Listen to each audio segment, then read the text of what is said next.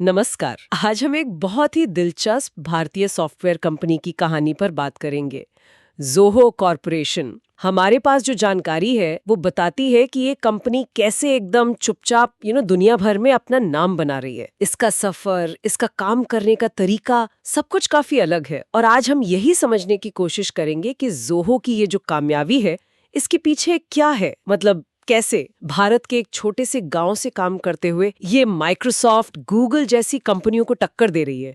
तो चलिए शुरू करते हैं इस कहानी को। तो जहां तक पता है ये सब शुरू हुआ 1996 में। एडवेंटेड इंक नाम था पहले, और संस्थापक थे श्रीधर वेम्बू और टोनी थॉमस। वो दौर था जब इंटरनेट बस शुरू ही हो रहा था। जी हाँ, बिल्कुल। इंटरनेट का शुरुआती दौर था। लेकिन कहानी में जो असली मोड़ है वो शायद इसके बाद आया है ना। बिल्कुल। यहाँ एक बहुत बहुत महत्वपूर्ण फैसला लिया गया, और शायद यही फैसला ज़ोहो की आज की पहचान है। देखिए, उस समय ट्रेंड क्या था? इंडिया से टैलेंट और पैसा सब बाहर जा रहा था, खासकर अमेरिका। पर श्रीधर वेम्बू ने बिल्कुल उल्टा दिया। वो अमेरिका से पढ़ाई और काम करके वापस भारत आए। हाँ, और सिर्फ लौटे ही नहीं, उन्होंने कंपनी का हेडक्वार्टर किसी बड़े शहर जैसे बैंगलोर या हैदराबाद में नहीं खोला। उन्होंने चुना तमिलनाडु का एक छोटा सा गांव टेनकासी। हाँ, ये तो मतलब उस वक्त किसी ने सोचा भी नहीं होगा। सही कहा आपने। ये बिल्कुल ट्रेडिशनल कॉर्पोरेट सोच के खिलाफ था, एकदम अलग। ये सिर्फ ऑफिस की लोकेशन बदलना नहीं था। ये एक तरह का स्टेटमेंट था कि भाई, वर्ल्ड क्लास सॉफ्टवेयर बनाने के लिए सिलिकॉन वैली या मुंबई बैंगलोर में होना जरूरी नहीं है। टैलेंट कहीं भी हो सकता है, उसे बस मौका मिलना चाहिए। और यहीं से ज़ोहो का वो अलग रास्ता, वो यूनिक पहचान बननी शुरू हुई। है accounting, email, HR management, project management, मतलब लिस्ट बहुत लंबी है। शायद 55 से भी ज्यादा एप्स। और इनमें एक नाम बार बार आता है, ज़ोहो वन। कंपनी खुद इसे कहती है व्यापार के लिए ऑपरेटिंग सिस्टम। इसका क्या मतलब है? ये वाकई कोई ऑपरेटिंग सिस्टम है? हाँ, एक तरह से कह सकते हैं ऑपरेटिंग सिस्टम जैसा। मतलब ये है कि एक बिजनेस अपने लगभग सारे काम, sales, marketing, finance, HR, operations, इन सब के लिए जरूरी सॉफ्टवेयर टूल्स एक ही जगह से, एक ही कंपनी से ले सकता है। अलग अलग सॉफ्टवेयर खरीदो, फिर उन्हें इंटीग्रेट करो, वो सब झंझट नहीं। ज़ोहो वन एक पैकेज है, सब कुछ एक साथ। अच्छा। तो ये तो छोटे और मीडियम बिजनेस, मतलब एसएमबीज के लिए बहुत ही बढ़िया होगा। उनके लिए तो महंगे एंटरप्राइज सॉफ्टवेयर लेना मुश्किल होता है अक्सर। हाँ, बिल्कुल। यही तो इसका सबसे बड़ा इम्पैक्ट है। इसने पावरफुल बिजनेस सॉफ्टवेयर को छोटे और मझोले उद्योगों की पहुंच मिला दिया है। पहले ये सब सिर्फ बड़ी कंपनियों के पास ही होता था ज़्यादातर। अब एसएमबीज भी कॉम्पीट कर सकते हैं। और ये सिर्फ थ्योरी नहीं है।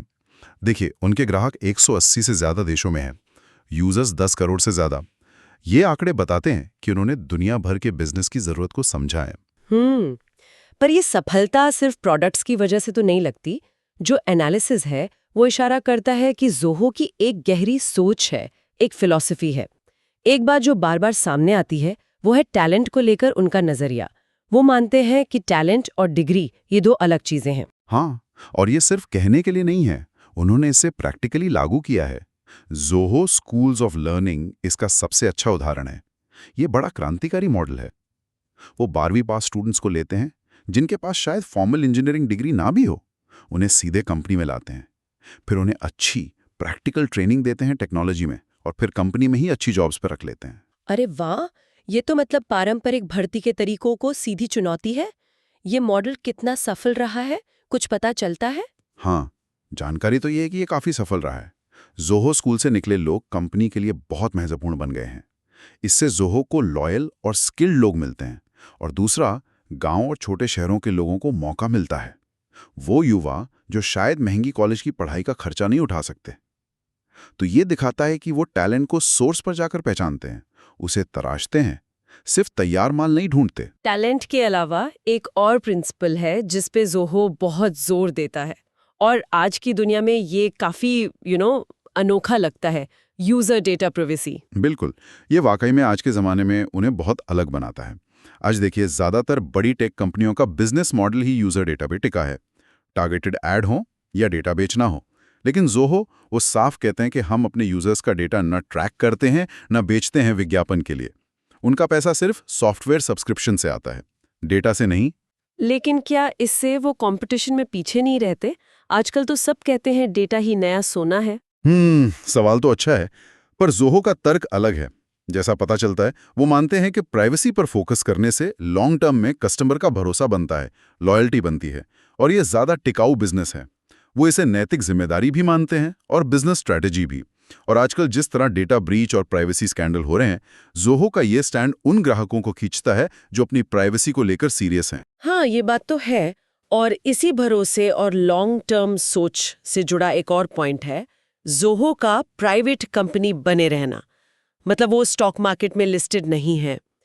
इसका क्या असर पड़ता है उनके काम करने के तरीके पर? इसका बहुत गहरा असर पड़ता है। देखिए, जो कंपनियां पब्लिक होती हैं, उन पर शेयर होल्डर्स का बहुत दबाव होता है। हर 3 महीने में अच्छे रिजल्ट दो, क्वार्टरली रिजल्ट्स का प्रेशर। और इस चक्कर में अक्सर कंपनियां लॉन्ग टर्म विजन से समझौता कर लेती हैं, शॉर्ट टर्म फायदे के लिए। ज़ोहो प्राइवेट है, तो वो इस तिमाही दर तिमाही वाले प्रेशर से आज़ाद है। तो मतलब वो अपनी मर्जी से अपने हिसाब से चल सकते हैं। बिल्कुल, वो अपनी वैल्यूज़ पर टिके रह सकते हैं, जैसे गांव में इन्वेस्ट करना, ज़ोहो स्कूल्स चलाना, डेटा प्राइवेसी बनाए रखना। भले इनसे तुरंत कोई बड़ा फायदा ना दिखे, वो लंबी अवधि के रिसर्च में पैसा लगा सकते हैं, नए आइडिया ट्राई कर सकते हैं, अपनी रफ्तार से बढ़ सकते हैं। ये जो आत्मनिर्भरता है, ये उन्हें इंडस्ट्री के ग्रोथ एट एनी कॉस्ट वाले मॉडल को चैलेंज करने की हिम्मत देती है। ये सिर्फ फाइनेंशियल स्ट्रक्चर का फर्क नहीं है, ये सोच का फर्क है। इन सब बातों को देखें तो ज़ोहो को अक्सर मेक इन इंडिया का एक परफेक्ट उदाहरण माना जाता है।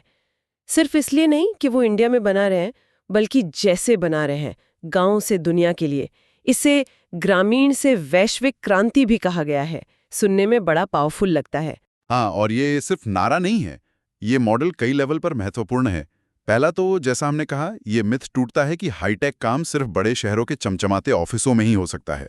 ज़ोहो ने साबित किया है कि सही इंफ्रास्ट्रक्चर और मौका मिले तो वर्ल्ड क्लास सॉफ्टवेयर कहीं से भी बन सकता है। क्या इसका वाकई में एक गांव की अर्थव्यवस्था पर कोई असर पड़ा है? हाँ, जो जानकारी है वो बताती है कि इसका लोकल लेवल पर पॉजिटिव असर हुआ है। तेनकासी और आसपास के इलाकों में नौकरियां पैदा हुई हैं। वहाँ की युवाओं को घर के पास ही अच्छी नौकरी मिल रही है। इससे ब्रेन ड्रेन, मतलब प्रतिभा का शहरों की तरफ पलायन, शायद कुछ कम हो। ये शहरों पर बढ़ते बोझ को भी कम कर सकता है और रीजनल डेवलपमेंट को बैलेंस कर सकता है। भारत जैसे देश के लिए, जहां इतनी बड़ी आबादी गांव में रहती है, ये विकास का एक बहुत पावरफुल, एक अलग मॉडल हो सकता है। तो ये सिर्फ ज़ोहो की कहानी नहीं, बल्कि शायद विकास के एक नए तरीके की झलक भी है। अच्छा, आगे देखते हुए ज़ोहो कहा जा रही है, नई टेक्नोलॉजी को अपना रहे हैं वो। बिल्कुल, आज के समय में कोई भी टेक कंपनी एआई यानी आर्टिफिशियल इंटेलिजेंस और ऑटोमेशन को इग्नोर नहीं कर सकती है। और जानकारी यही है कि ज़ोहो इस एरिया में काफ़ी इन्वेस्ट कर रही है। उनका अपना एआई असिस्टेंट है ज़िया, वो उनके कई सारे ऐप्स में इंटीग्रेटेड है। और ये सिर्फ कोई साधारण चैटबॉट नहीं है, ये डेटा एनालाइज करता है, पैटर्न पहचानता है, प्रिडिक्शन करता है, यूजर्स को काम ऑटोमेट करने में मदद करता है। तो टेक्नोलॉजी में भी वो पीछे नहीं है। लेकिन ज़ोहो की कहानी से सबसे बड़ा सबक क्या मिलता है? क्या ये सिर्फ एक और सक्सेसफुल कंपनी की केस स्टडी है? मेरे ख्याल से, और जो जानकारी से भी लगता है, ज़ोहो सिर्फ एक कंपनी से कहीं ज्यादा है। ये एक प्रेरणा है, खासकर भारत के नए उद्यमियों और स्टार्टअप्स के लिए। ये कहानी दिखाती है कि दुनिया में बड़ा बनने के लिए सिर्फ सिलिकॉन वैली की नकल करना ही एकमात्र रास्ता नहीं है। मतलब अपना रास्ता खुद बनाया जा सकता है? बिल्कुल, ये साबित करता है कि अगर आपका विजन क्लियर है, वैल्यूज पर आधारित है, टैलेंट पर भरोसा है और अपने उसूलों पर टिके रहने की हिम्मत है, तो आप कहीं से भी, हाँ, एक छोटे से गांव से भी एक वर्ल्ड क्लास कॉम्पिटिटिव कंपनी खड़ी कर सकते हैं। कुछ लोग तो ये भी कहते हैं कि ज़ोहो में भारत का अपना गूगल या माइक्रोसॉफ्ट बनने की क्षमता है। मतलब एक ऐसी कंपनी जो ना सिर्फ कामयाब हो, बल्कि जिसकी जड़ें, जिसके मूल्य, जिसकी पहचान गहरी भारतीय हो, और जो दुनिया को दिखाए कि सफलता के और भी रास्ते होते हैं। तो कुल मिला के ज़ोहो की कहानी एक लीक से हटकर चलने की, एक अलग सोच की कहानी है। गांव से काम करना, डिग्री से ज्यादा टैलेंट को महत्व देना, यूजर प्राइवेसी को सबसे ऊपर रखना और बाहरी दबावों से मुक्त होकर अपने लॉन्ग टर्म विजन पर चलना। इन सब ने मिलकर एक ऐसी ग्लोबल टेक कंपनी बनाई है जो बड़ी बड़ी कंपनियों को चुनौती दे रही है। बिल्कुल सही कहा। और ये हमें एक आखिरी सवाल पर लाकर छोड़ता है, तो इन सब बातों से उभरता है, ज़ोहो का ये जो गांव से ग्लोबल वाला मॉडल है, ये कितना स्केलेबल है? क्या ये सिर्फ भारत या ऐसे ही कुछ देशों के लिए है, या फिर क्या ये दुनिया भर में टेक इनोवेशन, टैलेंट डिस्ट्रीब्यूशन और शायद काम के भविष्य के लिए ही एक नया खाका, एक नया ब्लूप्रिंट हो सकता है? क्या हम भविष्य में ऐसे और भी टेक हब देखेंगे जो शहरों से दूर, गांवों में या छोटे कस्बों में बनेंगे और पारंपरिक टेक सेंटर्स को चुनौती देंगे? ये एक बड़ा सवाल है जिस पर सोचने की जरूरत है।